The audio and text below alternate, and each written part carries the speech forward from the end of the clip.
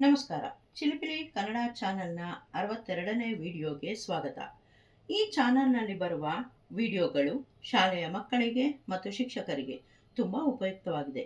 ಪೋಷಕರು ಸಹ ತಮ್ಮ ಮಕ್ಕಳಿಗೆ ಕನ್ನಡ ಜ್ಞಾನವನ್ನು ಹೆಚ್ಚಿಸುವುದಕ್ಕೂ ಸಹ ಬಳಸಿಕೊಳ್ಳಬಹುದು. ದಯವಿಟ್ಟು ಎಲ್ಲ ವಿಡಿಯೋಗಳನ್ನು ನೋಡಿ ಸಬ್ಸ್ಕ್ರೈಬ್ ಮಾಡುವ ಮೂಲಕ ಪ್ರೋತ್ಸಾಹಿಸಿ. ಇಂದಿನ ವಿಡಿಯೋದಲ್ಲಿ ಪ್ರಾಥಮಿಕ ಶಾಲೆಯ ಮಕ್ಕಳಿಗೆ ಒತ್ತಕ್ಷರ ಮತ್ತು ಕಾಗುಣಿತಾಕ್ಷರಗಳಿಲ್ಲದ ಎರಡಕ್ಷರ ಪದಗಳನ್ನು ರಚಿಸುವ ಜ್ಞಾನವನ್ನು ಹೆಚ್ಚಿಸಲು ಒಂದು ಚಟುವಟಿಕೆಯನ್ನು ತೋರಿಸಲಾಗಿದೆ. ಈ ಚಟುವಟಿಕೆಯಲ್ಲಿ ಅಕ್ಷರ ಪೆಟ್ಟಿಗೆಯಲ್ಲಿ ಎಲ್ಲ ಅಕ್ಷರಗಳ ಕಾರ್ಡ್ಗಳನ್ನು ಕ್ರಮವಾಗಿ ಇಡಲಾಗಿದೆ ಹಾಗೂ ಪೆಟ್ಟಿಗೆಯ ಮುಚ್ಚಳದ ಮೇಲೆ ಒಂದಷ್ಟು ಎರಡಕ್ಷರ ಪದಗಳನ್ನು ತೋರಿಸಲಾಗಿದೆ.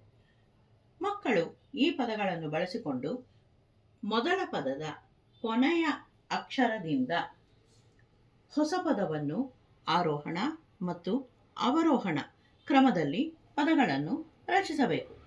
ಉದಾಹರಣೆಗೆ ರಮ, ರಸ, ಸರ, ರಜ, ಜಗ, ಗಜ, ಜಯ, ಯಮ ಈ ರೀತಿ ಸಾಧ್ಯವಾದಷ್ಟು ಪದಗಳನ್ನು ರಚಿಸಬೇಕು. ಇದೇ ರೀತಿ ರಚಿಸಿರುವ ಇನ್ನೊಂದು ಉದಾಹರಣೆಯನ್ನು ಇಲ್ಲಿ ತೋರಿಸಲಾಗಿದೆ.